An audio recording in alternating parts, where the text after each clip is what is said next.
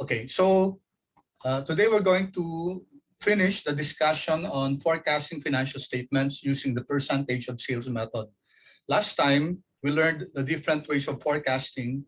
We learned about the naive forecast using the average growth rate, using the CAGR, compounded annual growth rate, and using regression. So any one of these, management has to decide which of these methods they'll be using in order to forecast the financial statements. So it all starts with forecasting sales, okay? Because if you're going to use the percentage of sales method, then it's important to first forecast sales, and then from there you can forecast the other accounts in the income statement and the balance sheet.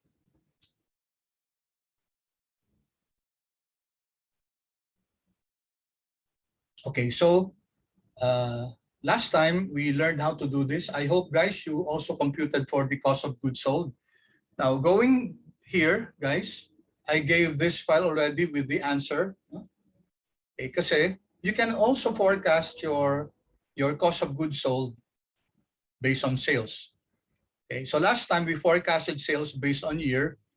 Now, if we're going to make use of the percentage of sales method, then you can forecast your cost of goods sold for 2022 given your sales.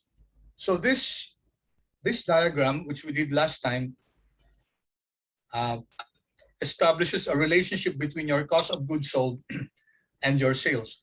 In fact, guys, you can generate the regression output that we did last time. So if you go to data analysis, and then we use regression, just as we did last time. And then our input range is our cost of goods sold. Our dependent variable is our cost of goods sold. Our dependent variable is sales. Okay. Then I included the labels, and I want the output to be just here in O1. Oops, sorry. The output, let me put it in O1. Okay, let's not mind the residuals. Okay, there you go. It turns out that sales is a very, very good predictor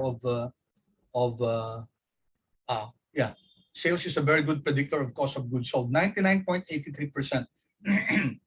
So that's your coefficient of determination.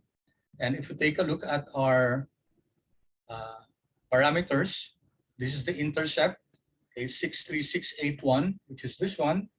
And then this is the slope, 0.8583, okay, or 264, okay, which means that for every one year increase in sales, there's a corresponding 0.8583 peso increase. Oh, sorry. For every 1 peso increase of sales, there's a corresponding 0.858 peso increase in your cost of goods sold.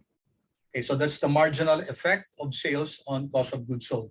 And then the question here is there the relationship statistically significant? We take a look at the p-value. Okay, the p-value here, 3.01. That means 0.0003031, 5 decimal places to the left, or that means point, and then 1, 2, 3, 4, 3, 1. 301.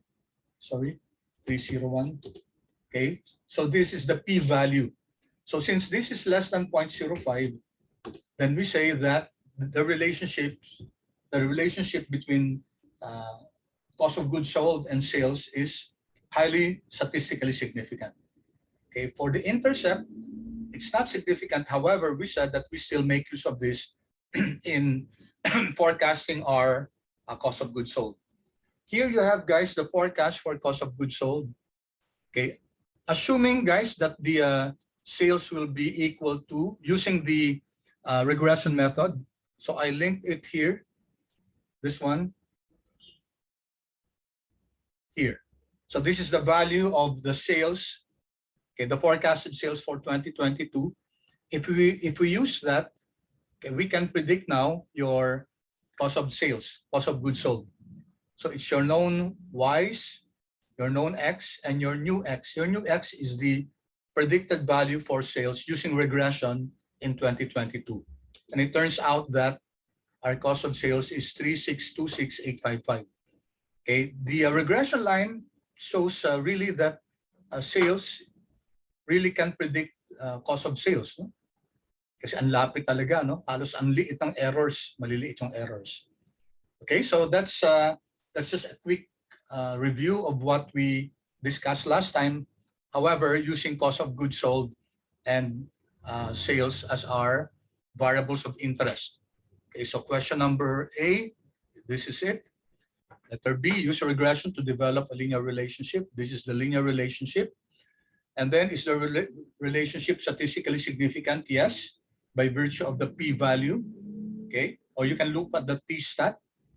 Approximately, if the t-stat is greater than 2, okay, for a 5% level of significance, then we say that sales is a statistically significant predictor of your dependent variable, which is cost of sales. What does R2 in the output mean? We discussed this already. It tells us that 99.83% of the variation or the variability of your cost of goods sold can be explained by sales.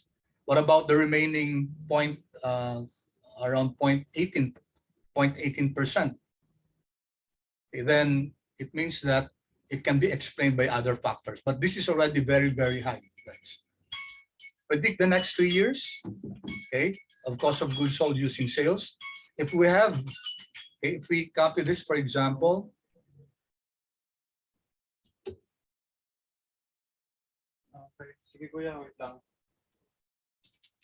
okay, so let's copy. Okay, sorry.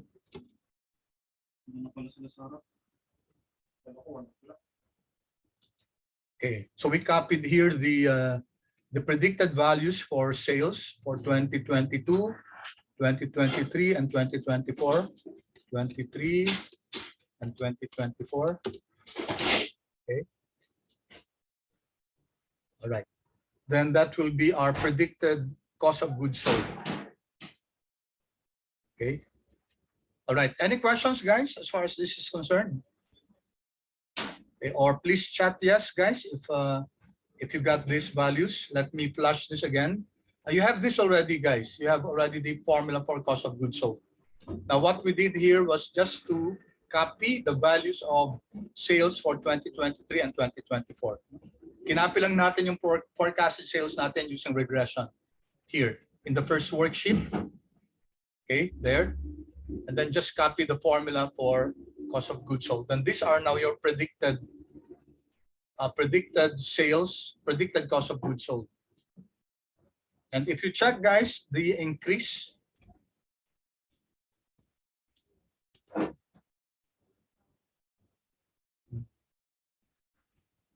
Okay, and then no, 0.85.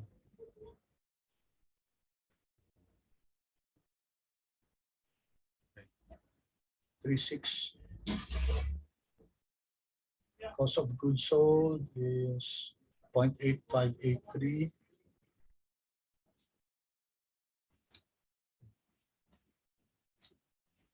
$450,799.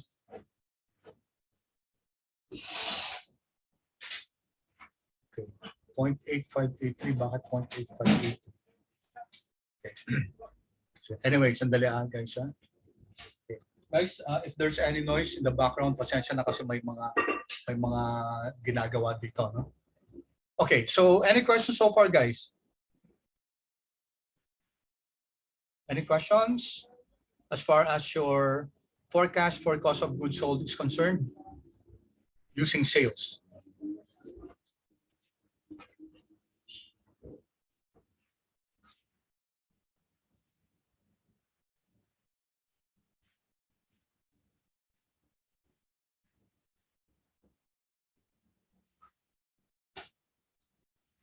Okay, so back to my question a while ago.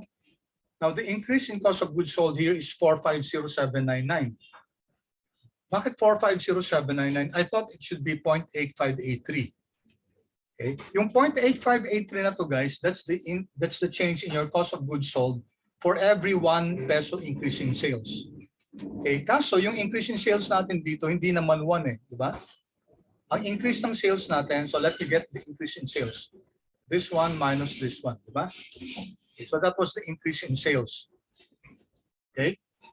So for every 1 peso increase in sales, then there will be an increase of 0.8583. So if I multiply that by 0.8583, okay, approximately, then this should be the increase in cost of goods sold, which is exactly the increase in cost of goods sold here. Okay, so I hope that's clear, guys. No? Itong 0.853 na to, ibig sabihin nito, pag nag-increase daw si sales ng 1 peso, mag-i-increase si cost of goods sold ng 0.583. Okay? Pero ang tanong, by how much did sales increase between 2023 and 2022? So we got the difference here. The difference is sales of 2023 minus sales of 2022. No? So that's 525,425. Remember, sa bawat piso na dagdag sa sales, may increase na 0.8583. Okay, so since there's an increase of 525,245, we multiply this by 0.8583 to get this difference. No? Okay, this increase 450,817. Okay, so is that clear, guys? Clear ba siya na ang increase natin 45, which is, let me just show you, no? It's equal to this minus this. So approximately 450,799. So it's just because of the rounding of differences. Kasi hindi naman talaga 0.8583 to. No? Okay, so pause muna ako. Okay, good. How about the rest, guys? Clear so far? Okay, we just prove lang natin, guys, na tama itong marginal increase, marginal effect of sales on your cost of goods sold. Huh? Okay, any questions? Clear ba?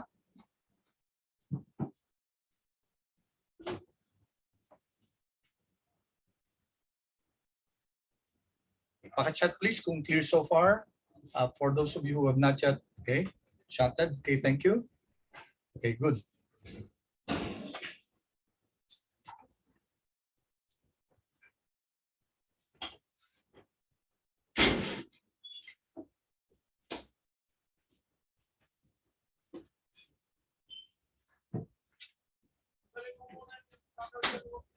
Okay, sige. Okay, so we'll now go to our forecast of your financial statements. So given tayo ng financial statements, these are in thousands, so millions to, no? For 2020 and 2021. Okay, the objective now, and also the balance sheet, ito given, income statement and balance sheet, the objective is now to use the percentage of sales method in order to predict, to come up with a pro forma. When you say pro forma, pag sinabing pro forma, guys, ibig sabihin yan, forecasted, no? Forecasted income statement and forecasted balance sheet for 2021 and 2022. Okay, so we're going to make use of the percentage of sales method. Okay, so may mga givens tayo dito. Yung naive forecast, average growth rate, CAGR, and regression, guys, this all came from our forecast here. So kinapi lang natin yung mga yan, no? Okay, so nothing mysterious about this one. Now, remember nag-scenario analysis tayo. Okay, we will create a pro forma balance sheet and income statement so that, guys, kung yung sales natin will be based on naive or based on average GR or CAGR or regression, ano yung magiging impact sa natin sa pro forma income statement. So this is one good way to come up with sensitivity analysis. Okay, so first, guys, using the percentage of sales method, gusto muna natin malaman kung ano yung relationship ng sales, okay, ng sales dun sa mga accounts natin. So first, we're going to create a common size statement muna, no? So what's a common size statement? We're going to divide everything by sales lang. Kasi gusto natin malaman kung paano, how our accounts compare with our sales. So the formula there will be very easily, guys, this one, okay, divided by everything divided by sales there. And then we fix the row kasi we're going to copy this formula to the left and to the right, no? Control Enter. All right, so this is one. Lagyan na lang natin ang times 100 para makita natin yung percentage na siya. No? Of course, guys, 100 dyan. No? Okay. And then we can copy this to the right. Oh, sorry. Wala. Sorry, hindi pa tong average. Dalawa lang, no? Kasi 2021 and 2020 lang. Okay, then we can Control C. Copy lang natin yung formula natin dito. Highlight natin itong dalawa. Copy the formula and then paste special. Para hindi mabago, guys, yung formatting. Paste special. Just paste the... Okay, sandali. FX lang. Yan, FX lang, no? Paste special formulas lang. Okay? That way, guys, ma-preserve natin yung formatting. Kasi pag kinopy down lang natin, guys, kinopy to the right, copy down, mababago yung formatting. And I want the formatting to be preserved, no? Okay, sige. Any questions so far, guys? And let me give you a chance to do your worksheet first. So let me repeat first. So sa percentage of sales method, we're going to compare all the accounts with sales. Gusto natin malaman ilang porsyento ba ng mga accounts na to sila sa sales. No? Okay, of course, sales is 100 kasi sales over sales yan. Itong cost of goods sold, okay, that's E7 over E6 and then naka-fix yung row. Okay. All right. Paki-chat please kung clear so far, kung nagawa nyo to. Otherwise, guys, if you want me to repeat the formula, kindly chat then. I would appreciate feedback from you guys kasi ayokong tumuloy kung may mga lingering questions pa.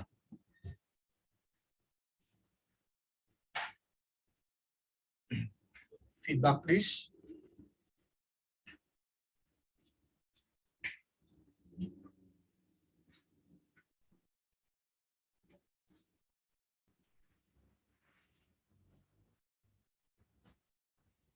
Repeat. Okay, sige. Thank you. Okay, thank you so much, Julian. Okay, so inuna natin, guys, yung formula na to. E6 over E6, $6 times 100. So we can copy this to the right. No? Kinopy natin siya to the right. Okay lang yon, guys. And then what we're going to do is this one, highlight natin itong dalawang to para makopy natin siya dito sa remaining cells. Okay, Control C. No? Copy natin. Okay, copy. And then I want the yung formatting dito kasi may mga line na tapos naka-format na yung pinormat ko na to para mas mabilis tayo mag-discuss. Highlight nyo to, guys. Highlight nyo where you're going to copy the formula here. And then right-click nyo siya. Okay, sandali. Okay. Control C muna. And then highlight nyo to. Sorry, highlight nyo kagad, no? Right-click. Ito, guys, no? Sorry. Ito lang, no? FX lang, formulas lang. Paste options natin. Just copy the formulas. Do not change the formatting. There. Okay, so nakopy yung formulas but not yung formatting na maintain pa rin natin. Okay, Julian, did that answer your question?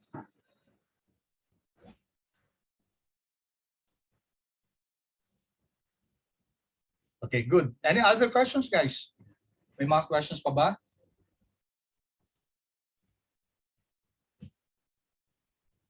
Okay, clear na. Thank you. Okay, good. So ano ibig sabihin nito? Noong 2021, sa bawat piso ng sales, merong 84 centavos of cost of goods sold. So, remember, guys, na-discuss natin to, di ba, dati yung common size statement. Okay, to 8.6. 7, so medyo tumaas yung selling and general expenses. Fixed expenses, bumaba, no? Etc. No? So this just indicate that for every 1 peso of sales, ito yung depreciation expense, ito yung interest expense, ito yung taxes, etc. Okay? So that's what that means. So we now have the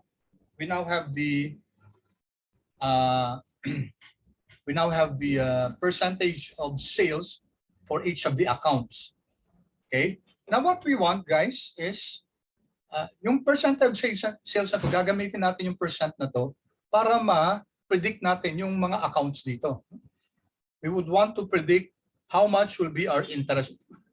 Kunyari, yung cost of sales, kung pwede ba natin gamitin yan for, let's say, for selling and general expenses. Okay, fixed expenses, malamang hindi kasi fixed na naman yan. We can just follow the previous year, etc.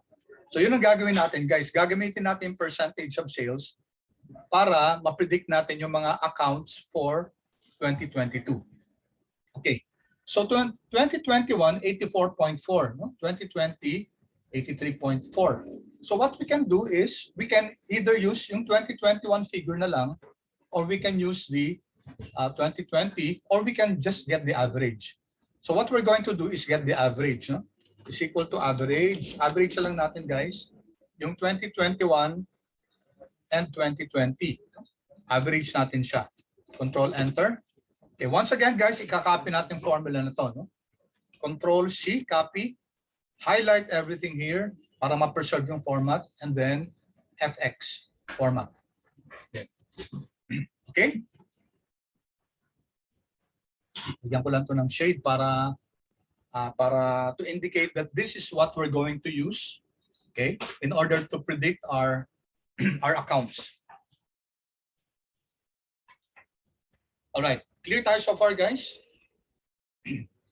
Remember, we're using the percentage of sales method. Sa percentage of sales method, guys, ang gusto natin, guys, i-predict yung mga accounts natin making use of the relationship between that account and sales.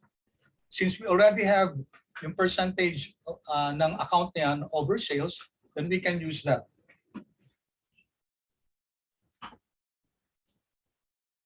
Okay? Alright, clear ba so far, guys? Pati itong average natin.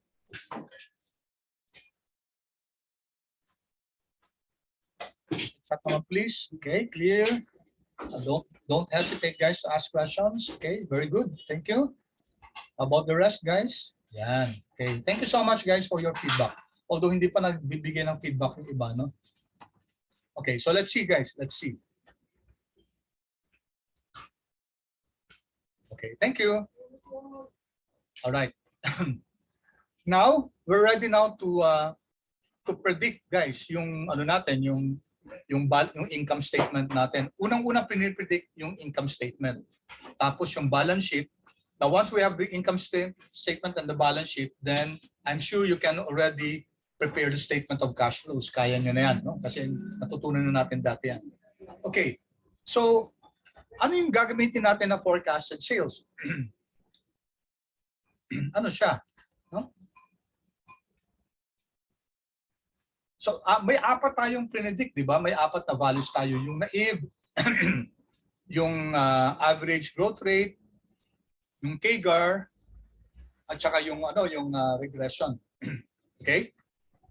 Now, in order to create a scenario analysis, pwede natin guys gamitin itong 3850 na to. Okay? Tapos kunin natin yung increment niya. Okay, increment with respect to 3850. Okay, what do I mean by that? Okay, ulitin. Ano ko So, if I'm going to since ang pinakamaliit yung yung naive na 3850, gagamitin ko siyang basis, no? So this is equal to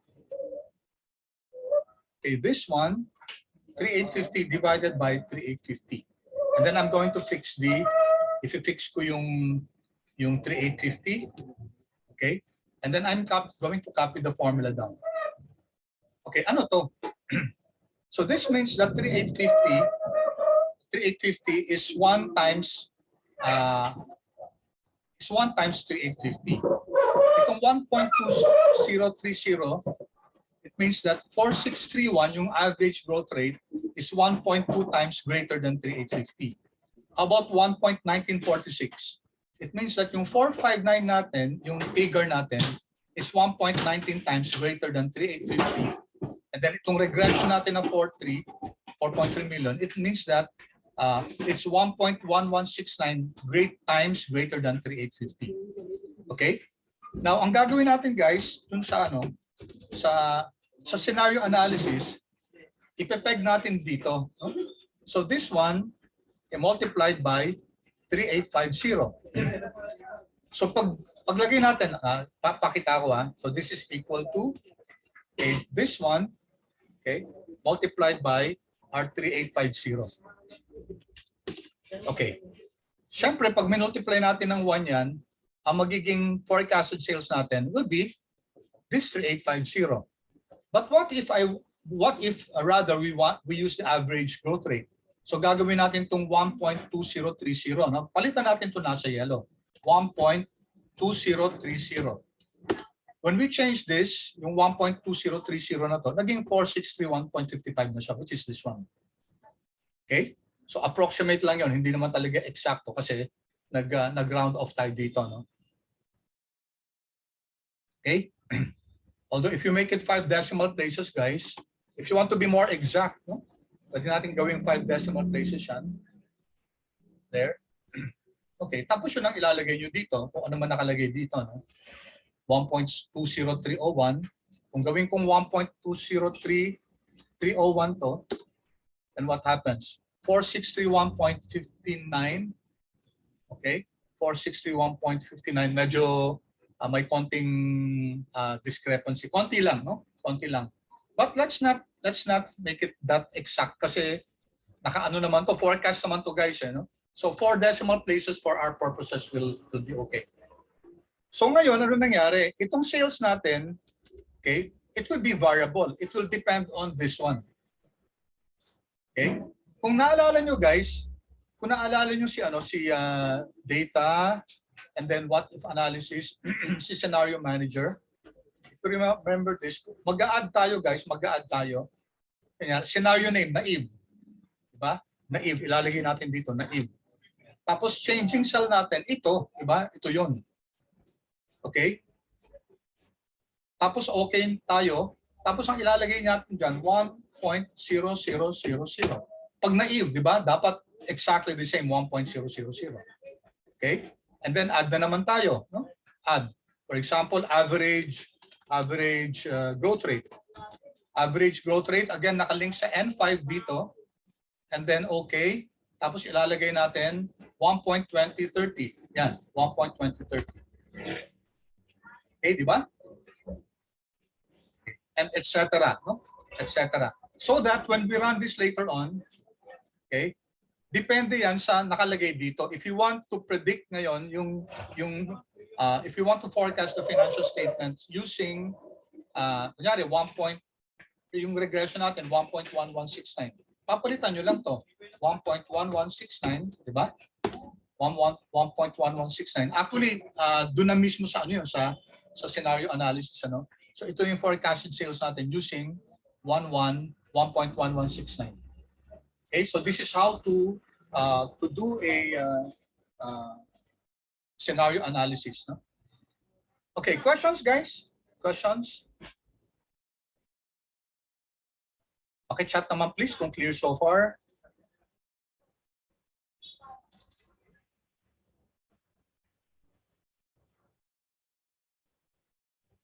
Okay, good, good. Thank you so much, guys. Thank you so much.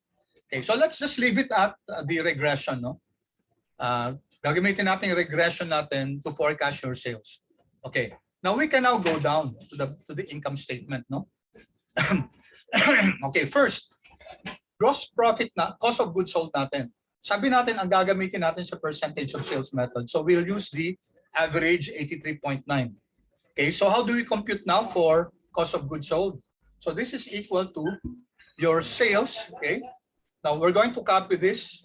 So i-fix natin yung sales to the row kasi pwede natin i-copy pababa yan. Sales, multiply that by our, okay, yung percentage of sales natin. And then we have to divide it by 100 kasi naka ano to, naka naka times 100 to, no? Control enter. All right. So that will now be our cost of goods sold, 3609.16 using 83.9.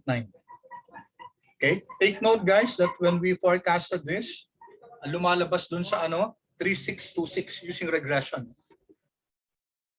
Using regression, it's 3626.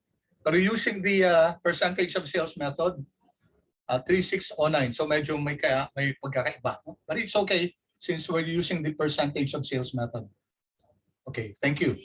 All right, so gross profit natin will simply be the difference. No? It's equal to this minus this one. Gross profit natin. Okay, selling and general and administrative expenses. So yung selling kasi minsan, di ba, depende rin yan dun sa ano, sa laki ng benta. General and admin, okay? Yung admin guys, pwedeng ano pwedeng hindi siya, wala siyang kinalaman sa sales. Kasi admin, usually yan yung mga sweldo ng mga accounting staff, HR, etc. Okay, and general naman, mga general expenses, no? So itong selling and general administrative expenses, mixed siya, mixed. Na pwedeng it depends on sales or pwedeng hindi rin, no? But for our purposes, let's just assume that it will be based on, it will depend on sales. So, ano yung formula natin? Same as the cost of goods sold. So, pwede natin i-copy to Control-C, tapos just follow the formula, no?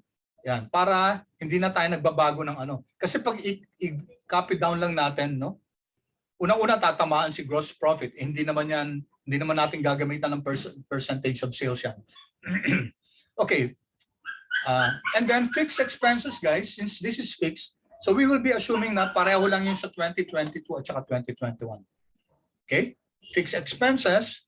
Okay, therefore, your EBITDA will now be your gross profit minus, isum up natin si selling at saka si fixed expenses. There. Control enter. Yan. 256.1. That's your EBITDA. Okay. Then we have depreciation. No? Okay. Si depreciation, guys, okay, di ba ang depreciation is based on your fixed assets, no? Naka-basis sa fixed assets. Okay, so babalikan muna natin si depreciation. Let's leave it blank first. Mamaya babalikan natin yan, si depreciation. Okay, so your EBIT will now be equal to your EBITDA less your depreciation. Yan. Okay? So take note, wala pa tayong laman dito, no? Babalikan natin mamaya yan. Kasi ang depreciation, guys, will be based on your property, plant, and equipment, no? Okay. Interest expense, paano yan, guys? Paano yung interest expense? If we study the interest expense here on the previous year, okay, 76 yung binayaran niya. Okay? Now, tingnan natin, guys, ano ba yung mag-generate ng interest dito sa balance sheet natin? What are the accounts that will generate interest? Usually, of course, sa liabilities yan, ano? Sa current liabilities, meron ba mag-generate ng interest? Yes, meron, guys. Ito, yung short-term notes payable, di ba interest-bearing yan? Tapos, ano pa? Anyone, guys? What else aside from short-term notes payable will generate interest?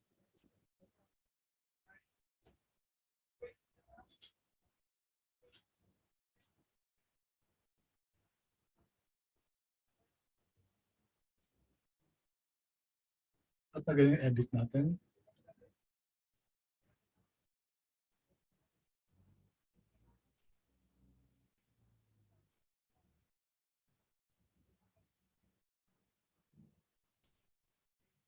Bago yung format ng EBIT. Okay. EBIT natin, guys, pareho pa rin, no? No change. Kasi wala pa tayong ano dito, wala pa tayong depreciation expense. Mamaya babalikan natin yan. Okay. Interest expense, guys, again, sabi natin, ang interest expense is generated by liabilities, no? Yung mga interest-bearing liabilities. One is yung short-term notes payable. May interest yan. Ano pa, guys, ang may interest? Ano pa may interest? Sa liabilities natin, meron pa ba? Paki-chat, please.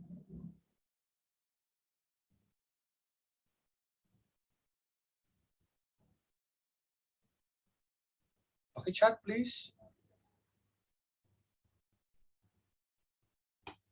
Ano pa sa liabilities guys ang may interest? Okay, thank you Patrick. Yes, you're correct. Long-term debt, no? Ito. Si long-term debt guys, may interest yan. So itong dalawang to may interest. So let's compute kung ano yung percentage ng interest expense dun sa utang nila, no? So let's do that. Let's put it here guys. Let's put it here. So this is equal to yung 76 na to na interest expense divided by we will just be assuming that yung notes, short-term notes payable natin at saka yung long-term debt, this one will have the same interest, no? Okay, so 76 divided by yung total na interest-bearing debt natin. So it's 11.7%. Okay, 11.7%. Therefore, guys, we will assume that you still have the same interest rate. So lagyan natin ng pangalan to. Okay, ang tax rate nga pala guys 40%. Sorry, it should have been 30%. Kaso nauna nang nagawa ko to as 40%. So let's just maintain this. Okay, let's give this a name, tax rate. Sulatan natin to, tax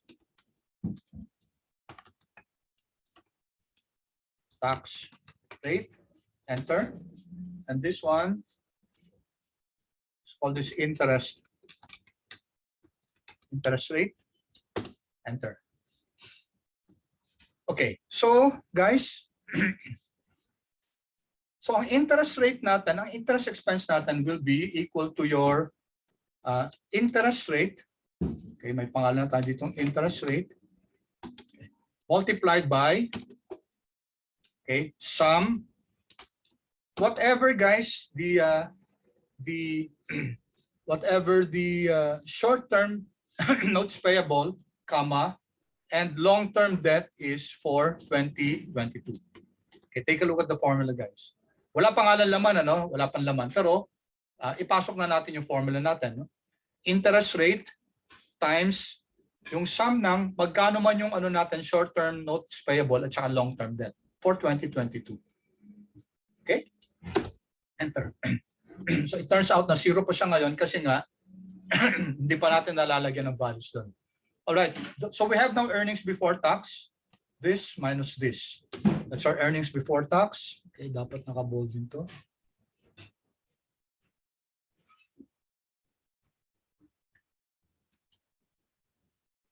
We're not 12 decimal places shot to.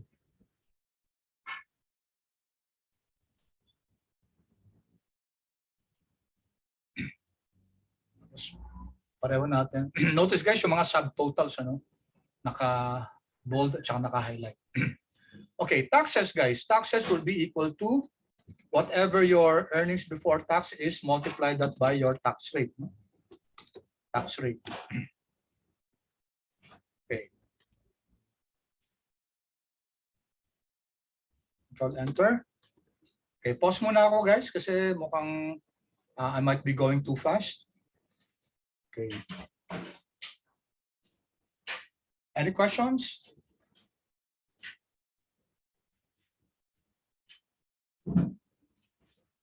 Lagyan ko lang to guys ng pula. Ibig sabihin, hindi pa natin nalalagyan to. No? EBIT is just the difference. Interest expense will be your interest rate, okay, which is this one, multiplied by the sum of your short-term notes payable at saka yung long-term debt. And then your earnings before tax will just be the difference. Taxes will be your earnings before tax multiplied by the tax rate. And then your net income after tax is simply the difference between these two. There.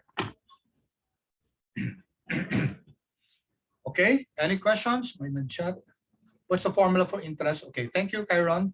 So interest natin will be, kasi di ba ang interest expense natin ng 2021, 76.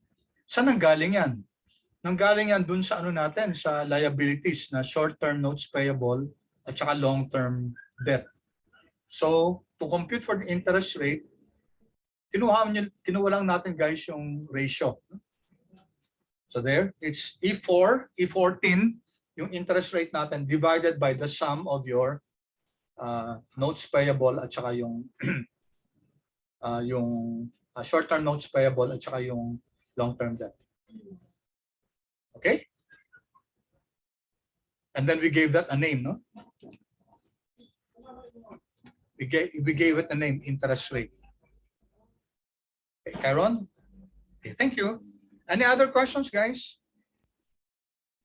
Paka-check nyo guys kung you're getting 153.66. Of course, hindi pa yan yung final value guys kasi wala pa tayong depreciation expense dito.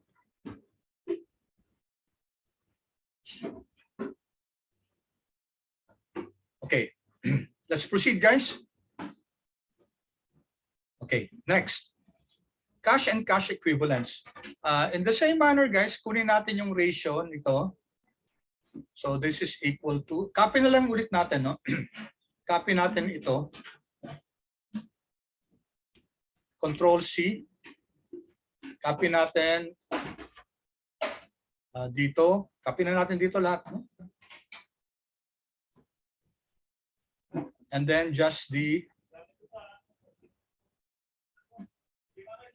okay, pwede natin control V.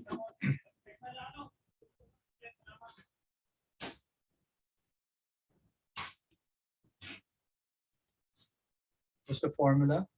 Okay. Yan. Kinapin natin yung formula, guys. So we're also dividing it by the sales, no? So ibig sabihin itong 1.4 na to is that cash is equal to around 1.4% of your sales. Okay? Dapat pala kinapin na rin natin kasama itong average. No? Okay, so we can also get the average of this. Average of these two.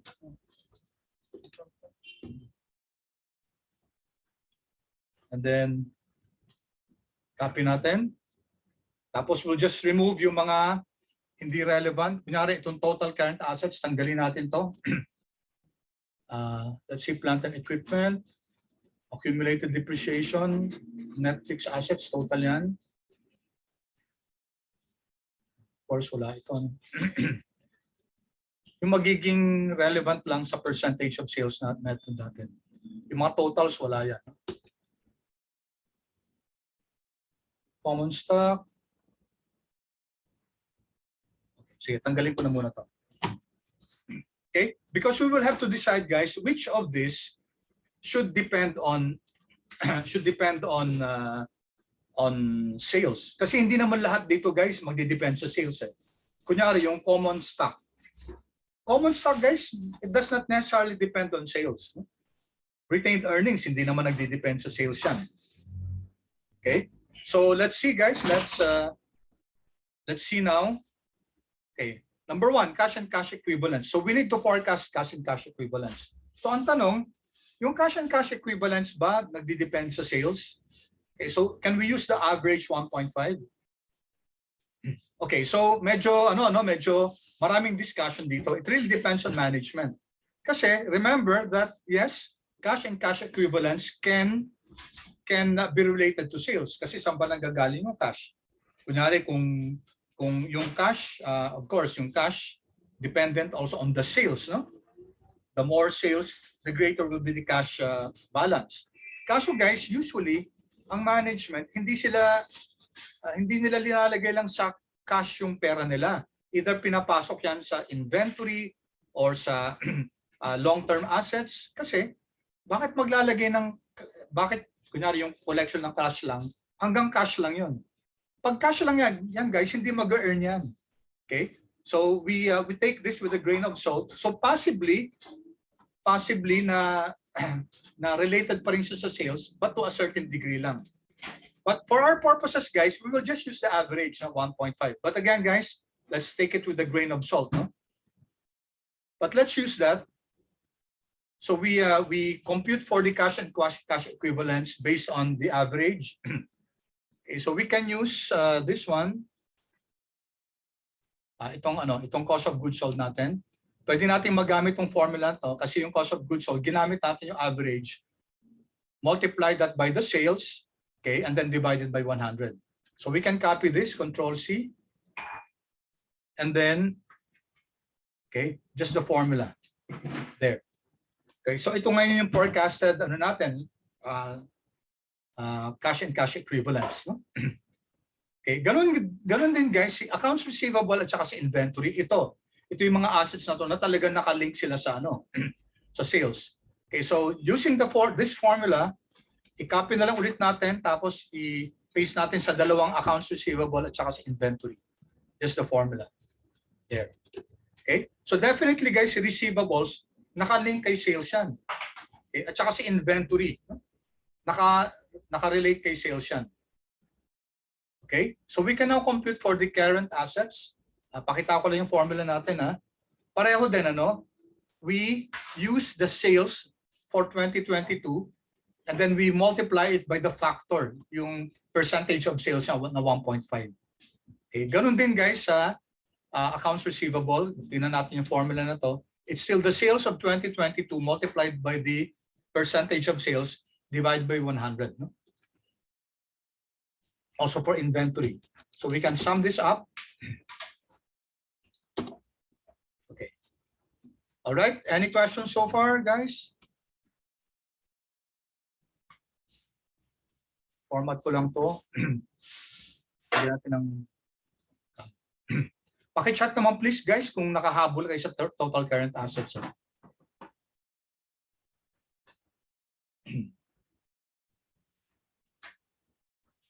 Kindly chat please if you were able to follow along up to your current assets, total current assets.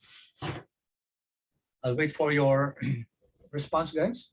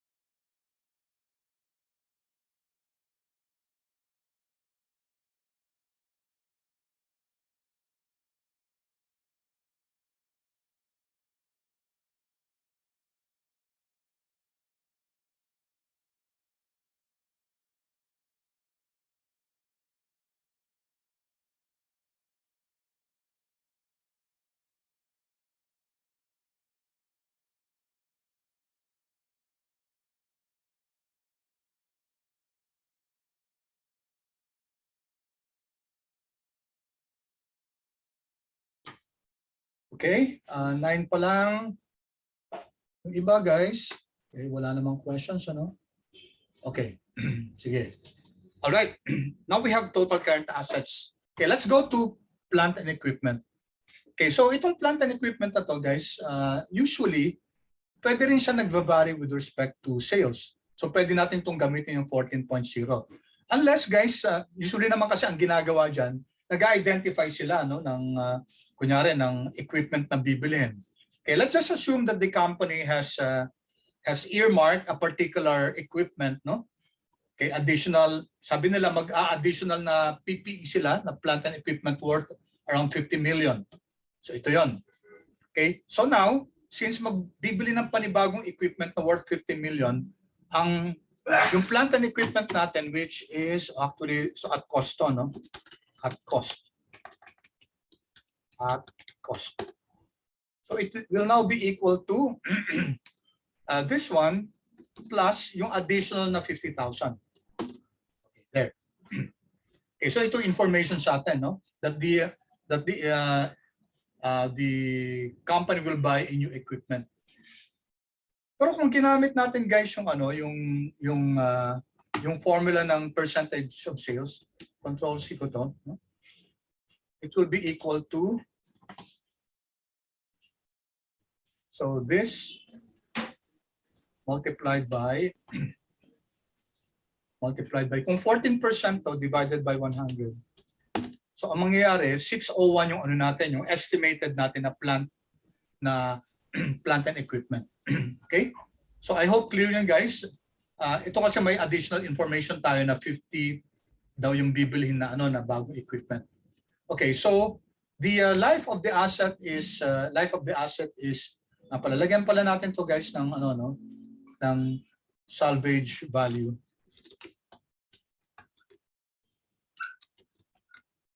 Let's give it a salvage value of sample lang 2, no?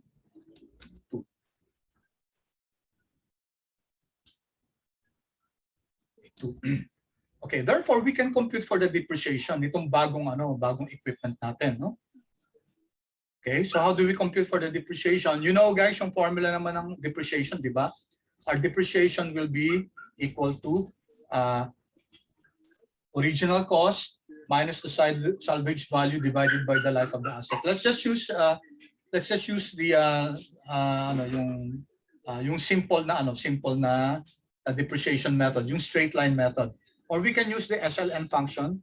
So see, Excel may function na SLN, straight line depreciation. Really good though. You can taste like the sweet condensed milk kind of because of that cola, which is paki-mute na muna, no? Oh, this is your first time, Smart. Okay, SLN, guys. And our cost is 50, salvage value is 2, and the life of the asset is 10 years. So this will be our annual depreciation. Annual depreciation yan. Okay, therefore, guys, yung accumulated depreciation natin will be equal to yung previous na accumulated depreciation. Okay, it will be the sum of your previous depreciation, and your additional depreciation coming from the new equipment. There. Okay, 171. Okay, which leaves us now with our net fixed assets will be equal to the plant and equipment at cost minus the accumulated depreciation. Yeah, so 406 na, no? And then our total assets will now be equal to your current assets, okay? Sum natin, sum ng current assets at saka ng net fixed assets.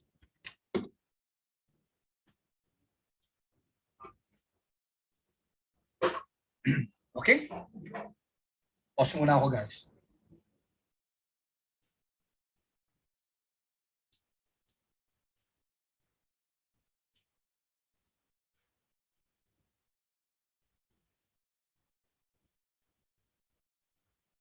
And then kindly chat, please, kung okay tayo.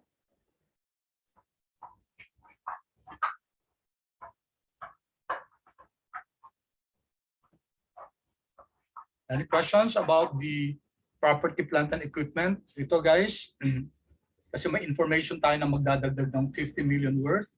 Okay, so inad lang natin dun sa previous, okay, plus the bago.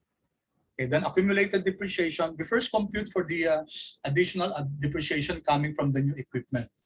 So information natin, 50 million yan, life is 10 years, salvage value is 2 million.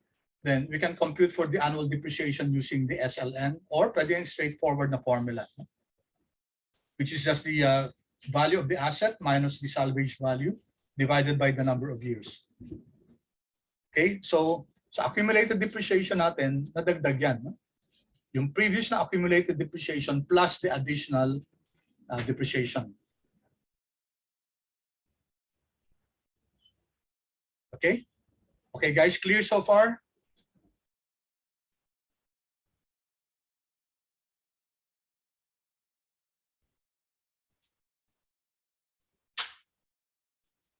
Okay, all right. So, since tapos na natin, alam na natin, guys, yung bagong annual depreciation, we can now go back to our depreciation. Okay? So, we are assuming that straight line yung straight line yung mga depreciation natin. So, yung 20 million actually yan last year will still be the same. Maki-carry over yan. Wala wala namang information dito na nag-retire sila ng assets. No? So what we're going to do is equal to sum natin tong previous depreciation expense and yung bago natin. No? Yung nadagdag ito. There. So nadagdag yung bagong depreciation plus the previous one.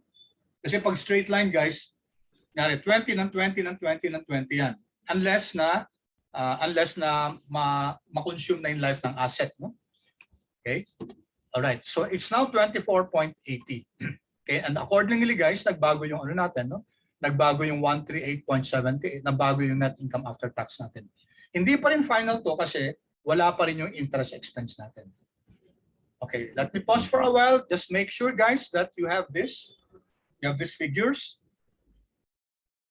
Okay. I'll give you a few moments to make sure that you got the dapat 138.78 guys yung total natin. Sige. I'll give you 1 minute guys to do that. To check.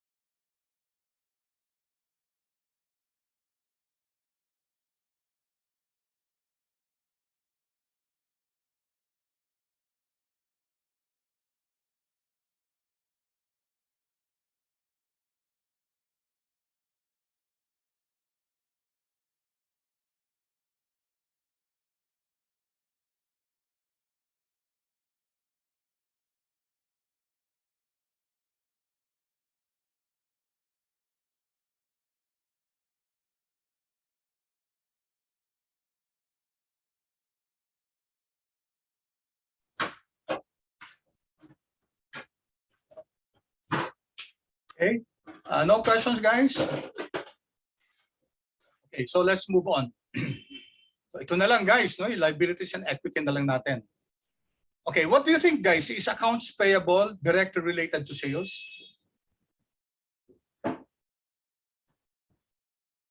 Paki-chat, please. Is accounts receivable related to sales? Is accounts payable, I mean.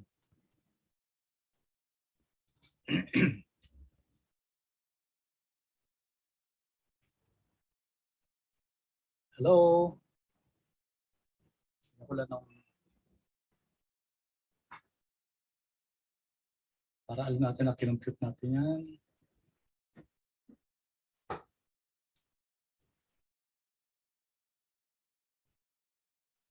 What do you think, guys?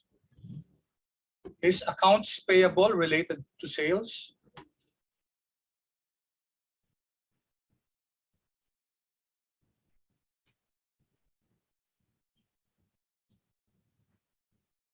Response, please.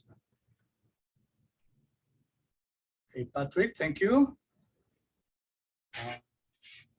Okay. Kaso guys, paano ba na-generate yung accounts payable? Diba ang accounts payable na-generate yan because you buy raw materials, diba? And then trade payable siya eh. Anong tawag dyan guys yung ano, yung spontaneous financing. So it's generated because you need to buy raw materials, and then your suppliers give you give you a credit line, no? So nakakautang ka sa mga suppliers. So guys, definitely accounts payable related sa sales yan, no? So we can use this one, yung percentage of sales method natin, itong 4.4. Gamitin natin itong 4.4 para ma-forecast natin yung accounts payable. So just copy this. Yung cash kasi ginamit natin yan. So Control C.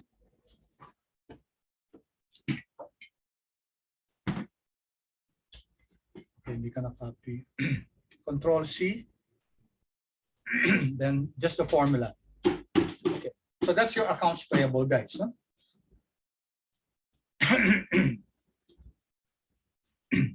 Okay.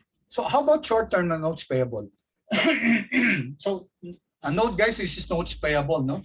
So dalawang klaseng financing actually. Meron tayong tinatawag na spontaneous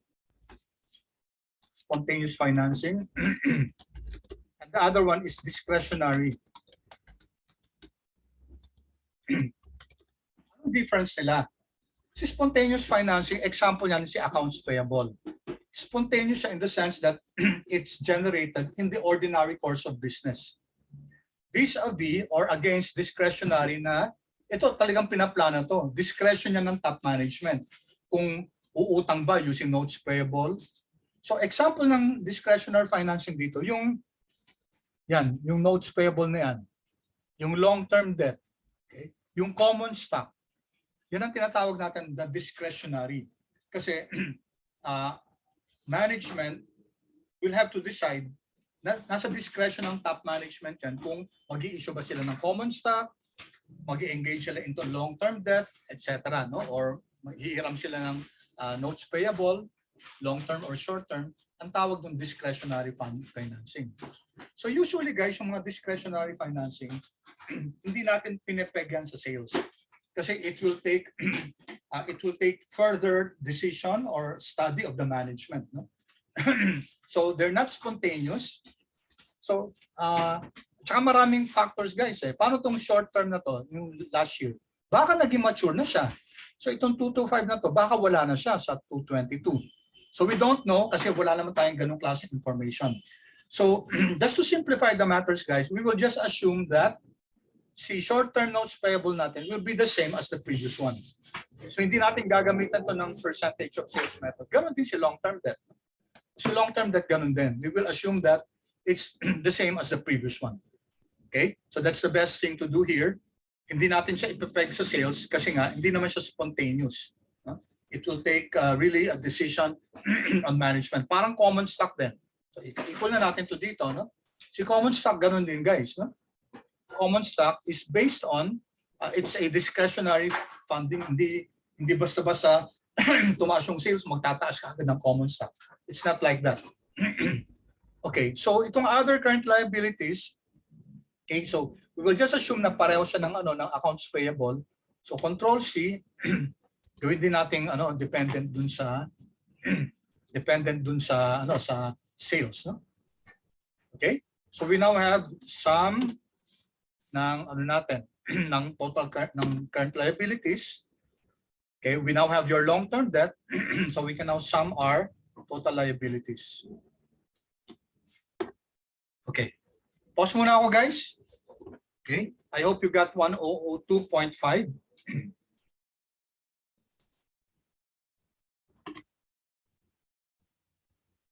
Okay, any questions?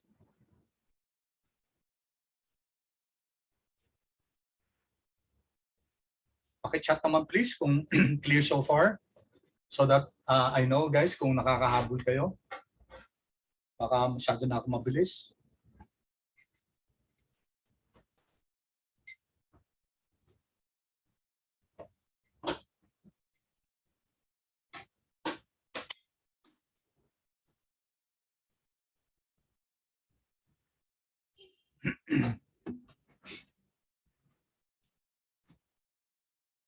Okay, thank you. Isa lang yung nag-chat. How about the rest, guys? Let me give a few more seconds, guys, for you to respond. As you know guys, by now, alam nyo na kailangan ko yung feedback nyo. Kasi it doesn't make sense for me to continue if you're not getting it, no? So it's either I'm very fast or also either na hindi maganda yung pagka-explain ko.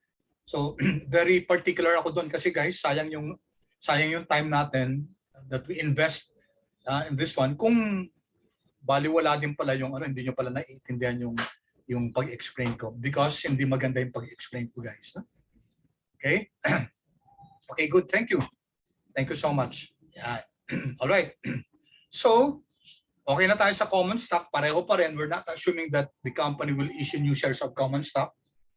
Okay, and then retained earnings natin will be, how do we get this guys? It will be the sum of yung previous retained earnings and then yung addition to retained earnings. Okay, since wala namang dividends na in-issue, then the net income after tax will now be the addition to retained earnings.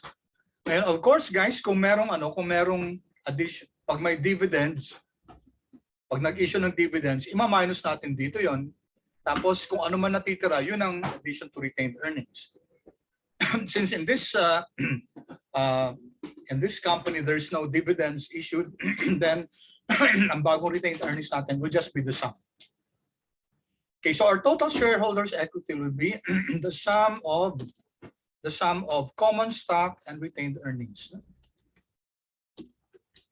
Okay, there we go. And the total liabilities and shareholders equity will be the sum of your total liabilities and your total shareholders equity.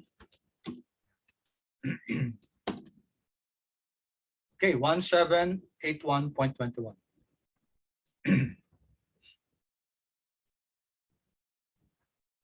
Okay guys, so dapat yung net income after tax natin 93.18. Okay, total assets natin 1830.55. Total liabilities and equity 1781.21. Okay, pause muna ako a few seconds, 10 seconds please to for you to check kung you got 1781.21. Can you please appreciate your response?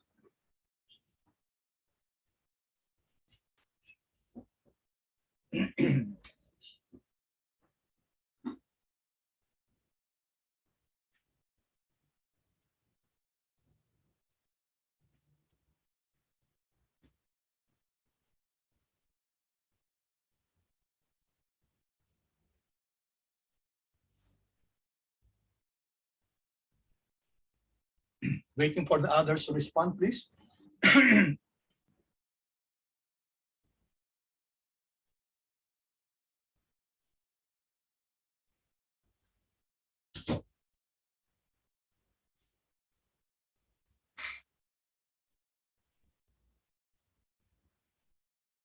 you have any questions, please feel free, guys, to to ask.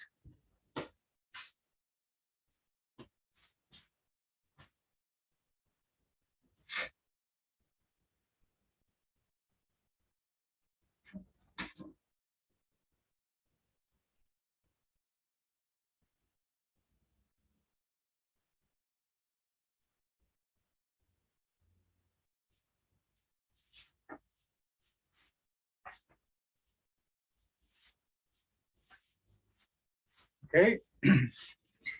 All right. Thank you. Thank you. Although 5 lang guys yung nag-respond, sana yung iba nakakasunod, no? Okay. Then what do you notice about our balance sheet, guys? Don't you see any problem here?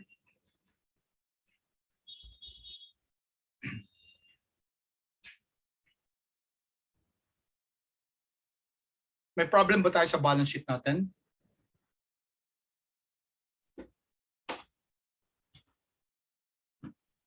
Sir? Yes? Hindi po tugma yung total assets po, tsaka total liabilities and shareholders equity for yung column D. Yeah, correct. Thank you, Joanna. Thank you, Kyron. Si Kyron din nag-chat, no? Sabi niya, hindi ma-equal yung yung... Thank you, Joanna. Thank you, Kyron. Kyron, you're correct, no?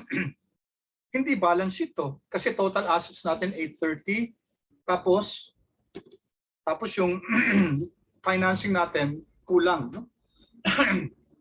So, bakit naging ganun, guys? Kasi in order to support our sales of 14, okay, kung binago natin to, kunyari, kung example lang muna, kung 1.00 lang to, kung na-forecast lang, then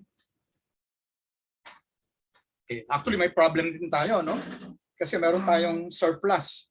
Mas malaki yung assets natin kaysa mas maliit yung assets natin kaysa sa financing, no? Either or, guys, magkaka-problem tayo.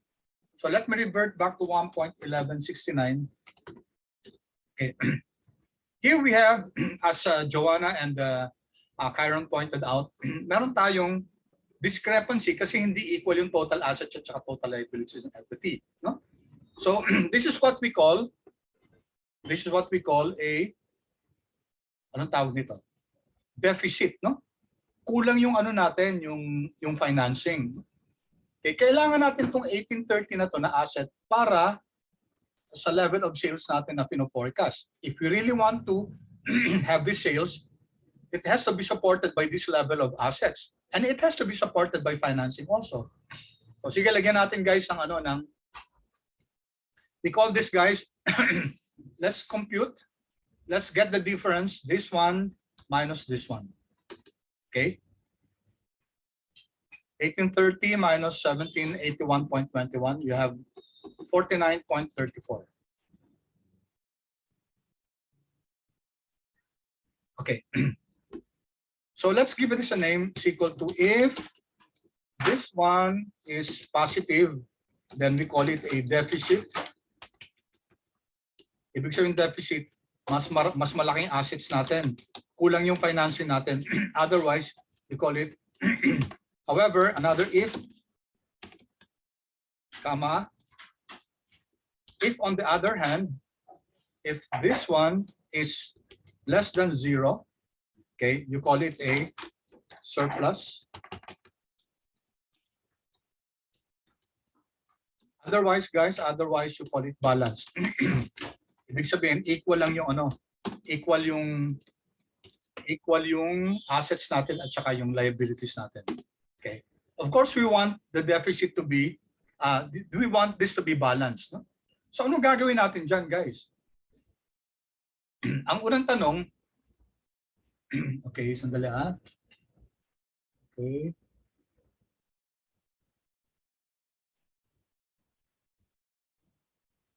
Let me just change this. Gawin ko lang kunyari pareho to, no? Kung in-equal lang natin dyan yan, 140, 72. Okay. Anyway. All right. So meron tayong 49.34 na deficit. So ano gagawin natin dito, guys? Ano gagawin natin dito? We need, guys, to flow this back. Kailangan may additional financing tayo. So for just to simplify our discussion, to simplify this problem, alam mo time na, guys, pwede ba ako mag-extend ng 5 minutes lang? Just to finish this kasi mabibitin tayo eh. No? Okay lang ba? Do I have your permission to extend this by 5 minutes? Kasi magta 10:45 na. Permission, please. Okay, thank you, guys. Thank you so much. Hanggang last session natin ng 2021, you've been so generous to me. No? Salamat, guys, for understanding. Okay, so yung discretionary funding natin, guys, ang gagamitin natin dyan, ano na lang, no? Let's just simplify it and then use long-term debt.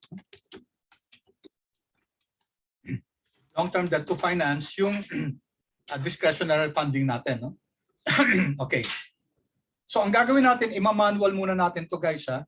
Okay, so ang long-term debt natin pareho lang 424.61. Okay? Kailangan natin ng 49.34, no? So gagawin natin, guys, is equal to, okay, 424.61. Ima-manual ko siya, okay? Plus 49.34. Okay, although rounded off talaga, no? So dapat 473.95 tong ano natin, tong long-term debt. So I'm going to change this. I'll make it 473. Manual lang, no? 0.95. Okay, what happened, guys? Pag binago natin to, ginawa natin 473.95 kasi yun yung kulang kanina, what happens? Magbabago yung taas, guys. Magbabago yung interest expense natin. Remember, guys, interest expense natin nakapeg dito. Nakapeg dito sa notes payable current natin at saka sa long-term debt. Pag nagbago yung interest expense, ano mangyayari? Magbabago yung earnings before tax, magbabago yung tax, magbabago yung net income after tax, magbabago ngayon, guys, yung retained earnings natin. Kasi si retained earnings natin is dependent on the above, no? Okay? So nabago si interest expense kasi binago natin long-term debt, mababago si net income after tax, mababago ulit si retained earnings. Pag nabago sa retained earnings, mababago ulit yung total liabilities and equity. Okay? So ngayon hindi pa rin balance, guys. Di ba? So ang gagawin natin, itong previous natin, dagdagan natin ng 3.46. Okay? Dagdagan natin ng 3.46, magiging 477.41. Okay? I-manual natin to, 477.41. Okay? Alright, what happened now? Again, mag-i-iterate yan, guys. Mababago yung sa taas, mababago na naman hanggang notice yung BFN natin lumiliit ng lumiliit. Okay, so once again, reduce 1 plus yung 0.24. Okay, 477.65. Gawin natin itong 477.65. Okay, enter. Kulang na lang ng 0.02, guys, di ba? So dagdagan na lang natin ito ng 0.02. I hope you get what I mean, no? 477.65, lagyan natin ng 0.02. So magiging 0.67, no? Enter. All right. Okay, in fact, nag-surplus na, no? Zero na. Although sumobra na ng konti, but it's okay, guys. Kasi pinagla natin to 2 decimal places, no? So, na-balance na tayo. So this is now your pro forma income statement at saka pro forma balance sheet. And then I leave you guys to compute for the statement of cash flows kasi meron tayong income statement at saka meron na tayong dalawang balance sheet. So there, balance na tayo. Okay, now, ang ginawa natin dito manual, guys. So, paano kung umabot ng 30 times yan? Kasi kung malaki yung figure, guys, pwedeng umabot ng ganun, no? That's not a very good way to do it, no? Okay, I'm going to show you quickly, guys, how to do this using, kailangan may shortcut dapat dito, no? Okay, first, guys, please go to file.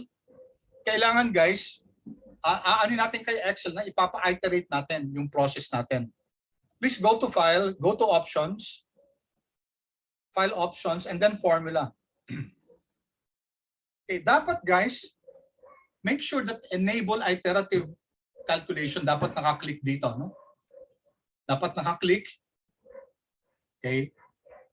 Tapos ang default niya 100 times 0.001. Okay, have you done this, guys? Paki-chat naman yes kung okay o kung na-click niyo na to. Kasi by default hindi siya nakaklik eh. Now, of course, I shared you the file, so malamang, guys, nakaklik na rin yan. But just make sure, guys, na nakalik na sa inyo. Okay, thank you. Thank you. The rest, guys, okay, just 2 more minutes, guys. Okay, na-click nyo na ba yung enable iterative calculation? Okay, kasi pag clinic natin to, guys, okay, ang mangyayari, pwede nating i-model yung yung worksheet in such a way that automatically hindi na tayo magmamanual ng ganito. Automatically si Excel, siya na mismo mag-iterate, no? Okay, so kindly click here, guys. Click here. Click anywhere here. Then unhide. Unhide. Tapos meron akong tinago na sheet completed. Okay? There. Okay. So, sandali may, okay. 189.05. Okay. May nabago ba? Okay, ito, guys, ito 55.26. Pareho ba? 55.26. Oh, but 89.45. Something's different. 181.23. A bit. Bakit ganun?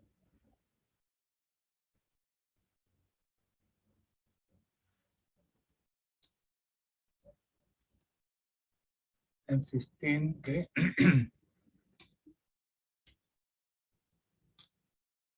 Ginamit ko yung 30%. Okay, 4300. Okay, tama naman. 1.1169, 4300. Okay, tama. Tinitingnan ko guys yung difference, 670.14. Kasi ginawa ko to kanina. What did I use here? 83.9 dito. Ay, mali. Mali ito. No? Apologies guys, ito pala. Mali ito, no? Ba't ko nagamit yung... Ala. So dapat ito guys yung average, no? Mali. Sorry guys, pakipalit nga please. Dapat yung average, no? Para pareho dun sa isa. Ala. Okay? So ibig sabihin guys, my apologies, Control C. Pakibago na lang guys ha. My apologies.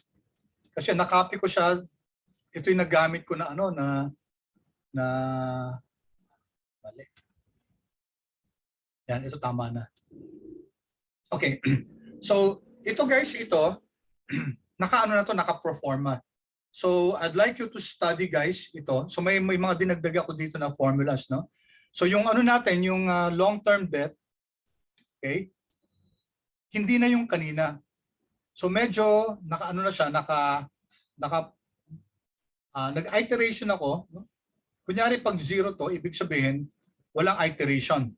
So may deficit na 1.35. So pay attention to this formula, no? I want you to study this one. Of course, this two. Okay? And see how the formula is now different. Ngayon, itong method na to, guys, may counter pa siya. Ibig sabihin pag iwan ko, ibig sabihin mag-iterate siya, tapos naging zero na yung deficit, tapos nalaman pa natin kung magkano yung total na inad na ano na funding. Okay? So this is the beauty of this problem. Hindi na tayo nag-manual. Hindi natin inisa-isa na. So yung model natin was able to iterate by itself. Tapos na zero na yung deficit, na zero na yung ano yung kailangan, na-compute pa niya kung ilan yung dinagdag na financing. Tapos pwede pa yung model natin, pwedeng gawin natin na zero siya. Yan. Alam natin kung magkano yung ano, magkano yung tawag ito, magkano yung discretionary financing yung DFN natin. Okay, so with that guys, thank you so much. I'm sorry for having to extend kasi nga mabibitin tayo kung hindi pa natin na ano to. So maraming salamat guys. For those of you who have problems with okay, may nagdagdag na. Okay, so Beyonce, guys, sorry, one last Beyonce, pwede ka nang sumali dito, no? Sali ka na lang dito sa group na to, sa group 2. Group 5, pasensya na, no? Na kasi mawawalan si Mr. Tan at saka si Miss Ching, sila Bea. So Beyonce, if you're here, kindly just sali na lang kita dito sa group 2 para tatlo kayo dito, no? Okay? So sorry about that, guys. Okay, so yan, tapos na talaga guys. Salamat. Merry Christmas, Happy New Year. Thank you so much for everything, guys. Okay. Sir, paano po yung attendance? Attendance, sino yung attendance? You may go now, guys. Tapos, sige, ipopost ko na lang to. Kasi nahiya naman ako sa inyo eh. Ipopost ko yung video. Joke lang kanina yan. Okay, stop recording.